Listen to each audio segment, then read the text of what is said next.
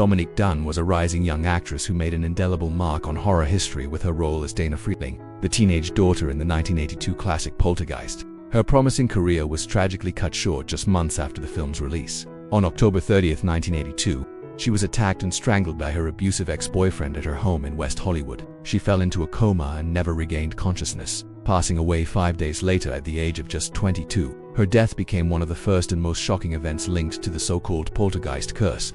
Dominique was buried in Westwood Village Memorial Park, a small and intimate cemetery in Los Angeles known for its many celebrity graves.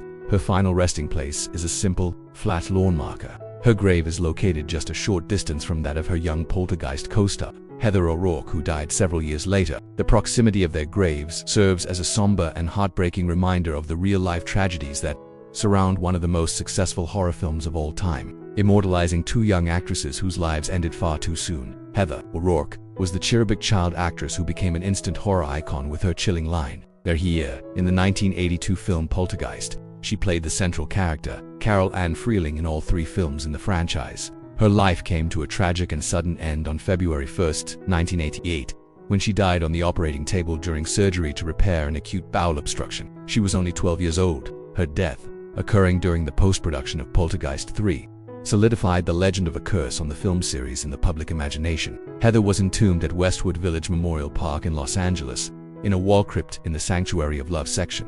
Her crypt is marked with a simple plaque bearing her name, her years, and a photograph of the smiling young girl. The inscription reads, "Our sweet innocent." The location is a popular and poignant sight for fans, who often leave flowers and small toys. Her burial place is heartbreakingly close to that of her on-screen sister, Dominique Dunne, a quiet and sorrowful, the corner of a famous cemetery that forever links two of the genre's most memorable and tragically lost stars. Rondo Hatton was a journalist who became an unlikely horror star in the 1940s due to his unique appearance. In his early 20s, he developed acromegaly, a rare pituitary gland disorder that causes bones, particularly in the face, head, and hands, to grow progressively larger. His striking features caught the eye of a Hollywood director, and he was soon typecast in villainous roles without the need for makeup. He became most famous for playing the Creeper in a series of horror films for Universal Pictures. While his on-screen persona was menacing, he was known in his personal life as a kind and gentle man. Hatton died of a heart attack, a common complication of acromegaly, on February 2, 1946, shortly after finishing his final film. He was buried not in Hollywood but in the American Legion Cemetery in Tampa, Florida, the hometown of his second wife.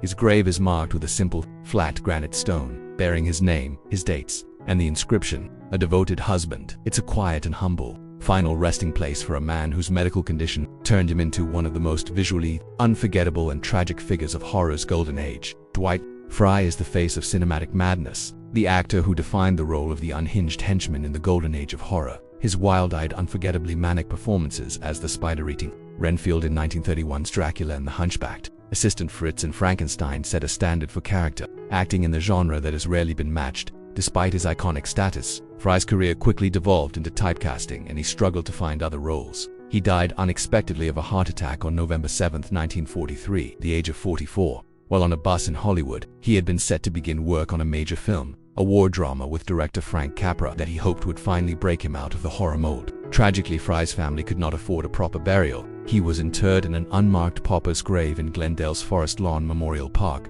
for over 60 years.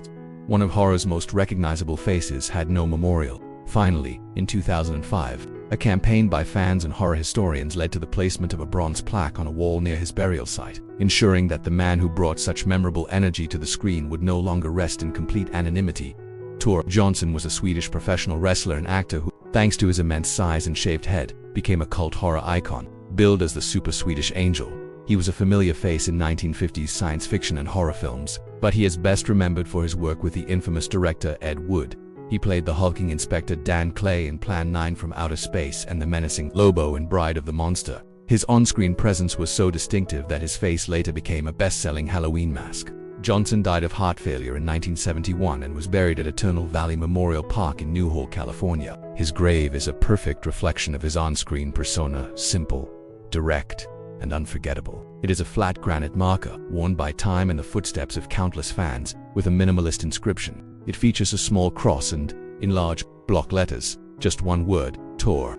Below it are his birth and death years. The stark simplicity of the stone has made it a popular pilgrimage site for fans of cult cinema. who come to pay their respects to the gentle giant who became one of Edward's most enduring and beloved stars. Bela Lugosi was a Finnish-American actress who, in 1954, created one of the most iconic characters in horror history. With her impossibly tiny waist, long black hair, and arched eyebrows, she became television's first-ever horror host. Though her show ran for only a year, her persona as a seductive, witty ghoul became a cultural touchstone, inspiring countless Gothic characters to come. She later found cult immortality through a silent role in Edward's infamous film Plan 9 from Outer Space. Despite her influence, she spent much of her later life in relative poverty and obscurity. Lugosi died of natural causes in her Hollywood apartment in January 2008. She was buried at the Hollywood Forever Cemetery, a fitting final home for a Tinseltown legend. For a time, her grave was unmarked, but a fan-led fundraising effort soon rectified that. Her headstone is a beautiful black granite marker that perfectly captures her legacy. It features a stunning, large engraved portrait of her as Vampira with the inscription Hollywood Legend and her famous screen name below her birth name. It's a beautiful tribute to the woman who first brought glamour and gallows humor to the macabre. Forrest J. Ackerman, or Forry as he was affectionately known, never starred in a horror film, yet his presence in the world of horror and science fiction was so monumental that his influence equaled, and in some ways surpassed, that of the actors, directors, and writers who worked directly in the genre. He was the fan who became the movement. If Boris Karloff was the face of the monster, and Bela Lugosi the hypnotic eyes of Dracula, Forrest J. Ackerman was the heartbeat of fandom itself. Ackerman's story begins long before the glossy covers of famous Monsters of Filmland magazine hit newsstands. As a boy growing up in Los Angeles, he fell in love with science fiction and horror stories in pulp magazines.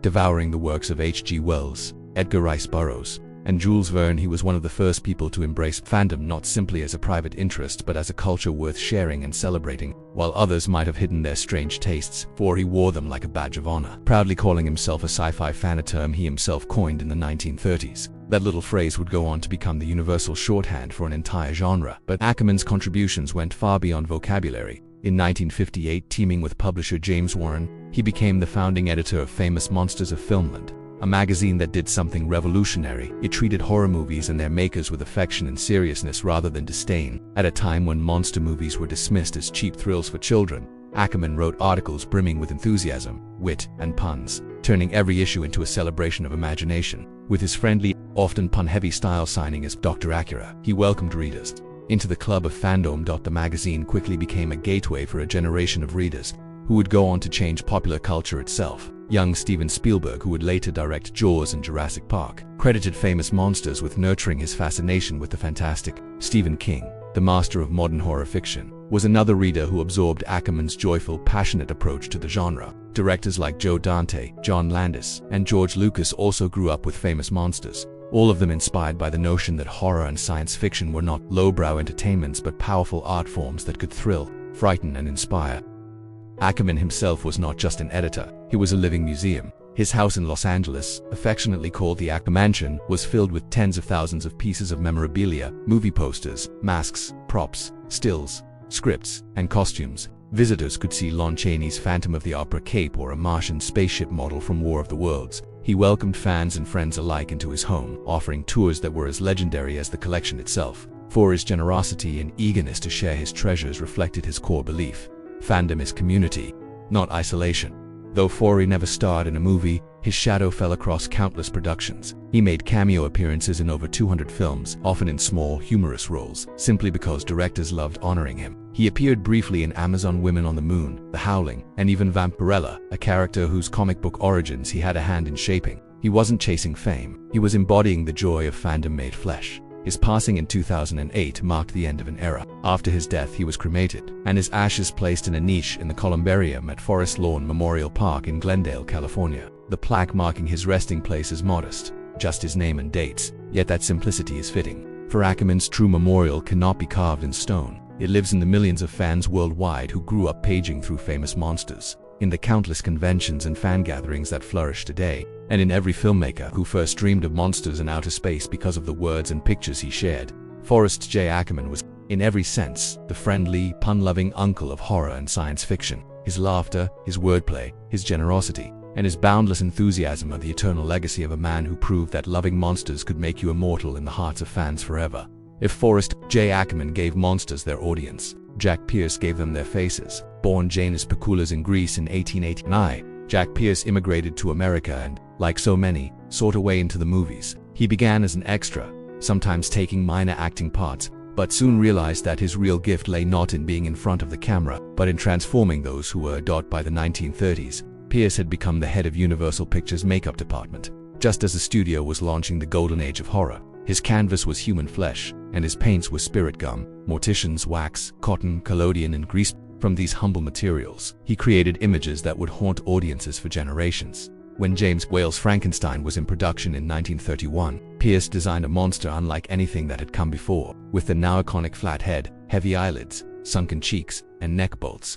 His makeup turned Boris Karloff into the most recognizable monster in film history. Audiences screamed, but they also pitied the creature, a testament to how Pierce's design allowed Karloff's performance to shine through. His work did not stop there. In The Mummy 1932, Pierce wrapped Karloff in painstaking bandages and applied cracking skin to make him look like he had truly risen from a tomb thousands of years old. For The Wolfman 1941, he spent hours applying yak hair, rubber snouts, and stage blood to transform Lon Chaney Sr. into a beast of folklore. Each design was innovative, meticulously detailed, and rooted in research. Pierce would consult anatomy books and historical texts to make his monsters believable. Yet, despite his genius, Hollywood is often unkind to its artisans. When the studio lost interest in horror films after World War II, Pierce's style of makeup, slow, labor-intensive, handcrafted, was seen as outdated compared to faster, more modern techniques like foam latex. In 1947, he was dismissed from Universal, not with honors or thanks, but with a cold termination. He spent the rest of his career doing occasional,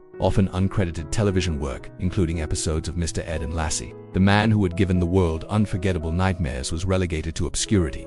Jack Pierce died in 1968 from uremia, virtually forgotten by the industry he had helped define. He was buried in Forest Lawn Memorial Park in Glendale, California, in a modest grave. For decades, his plot bore only a simple marker, a stark contrast to the grandeur of the creatures he had created. But horror fans never forgot. In 2003, makeup artists and admirers raised funds to place a new headstone on his grave. This time, the inscription told the truth: the man who created monsters. His portrait was etched onto the stone, ensuring that visitors would forever know who lay beneath. It was a fitting, though belated, tribute to the man whose imagination defined the look of horror for the rest of the 20th century and beyond. Today, every werewolf transformation, every stitched-up monster, every bandaged mummy owes a debt to the pioneering vision of Jack Pierce. Elsa Lanchester was an actress of extraordinary range, with a career that spanned theater, comedy, drama, and television. Yet, for all her versatility, it is one single, an electrifying role that immortalized her in the annals of horror: The Bride of Frankenstein. Lanchester trained in dance and theater before making her mark in films. She was known for her eccentricity and wit, qualities that made her a scene stealer in both serious dramas and light comedies. But it was in 1935, when director James Whale cast her in Bride of Frankenstein, that she created one of cinema's most indelible images. In the film, she played a dual role. First, she appeared as Mary Shelley in the prologue, setting the Gothic tone by recounting her tale to Percy Shelley and Lord Byron.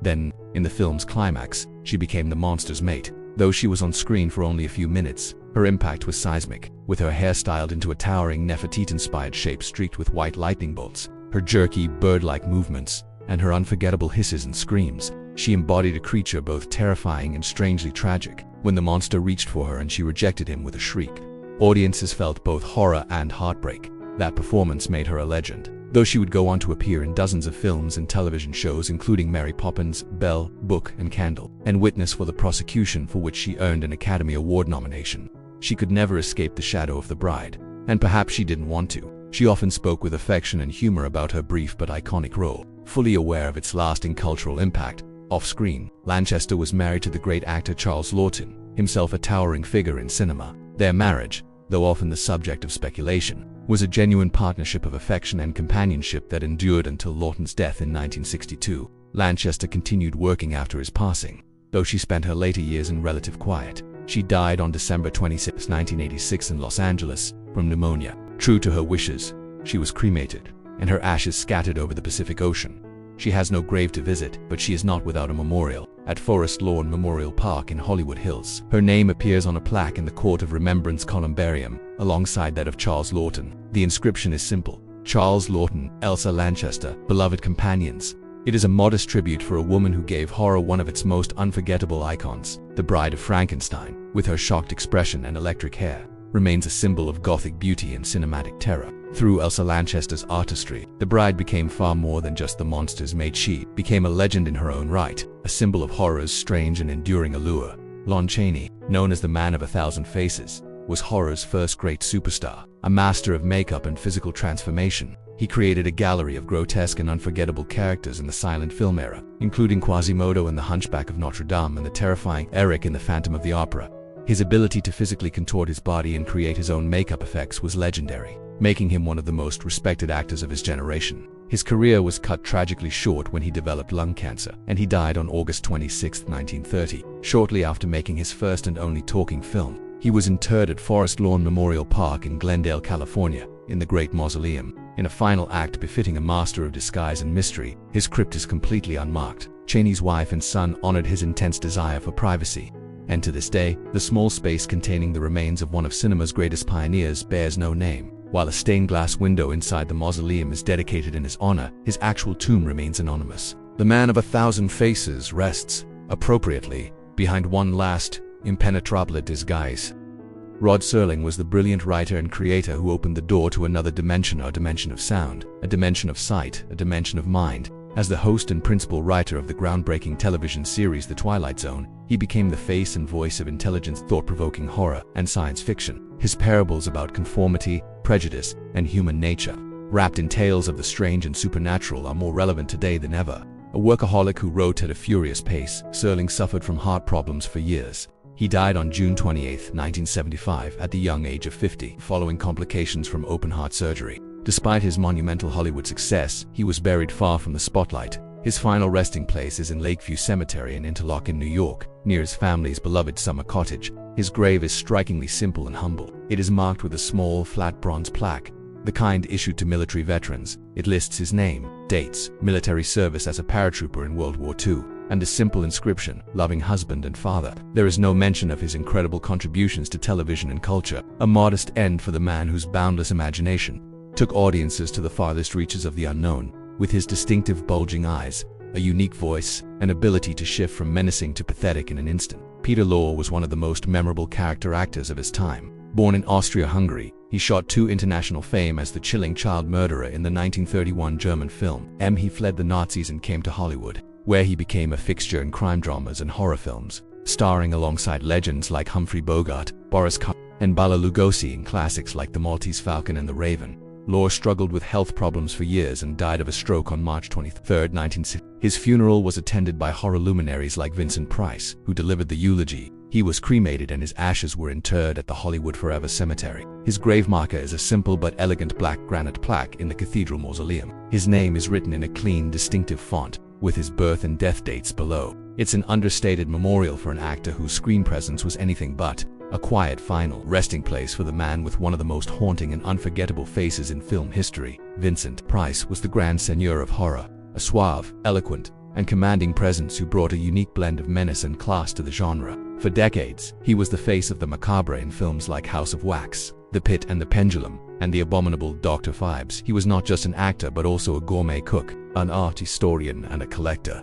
A true Renaissance man who happened to be a master of terror. Price suffered from lung cancer and Parkinson's disease in his later years. He had very specific wishes for his final arrangements. He was cremated, and his ashes were taken to his favorite spot in Malibu, California. On a beautiful day, his daughter Victoria scattered his ashes into the Pacific Ocean off of Point Dume, along with the gardenia, his favorite flower. He has no grave, no tombstone, no final resting place for fans to visit. He wanted his final epitaph to be a quote he had read about one of his favorite artists, Rembrandt, which he felt perfectly summed up his philosophy on life and art.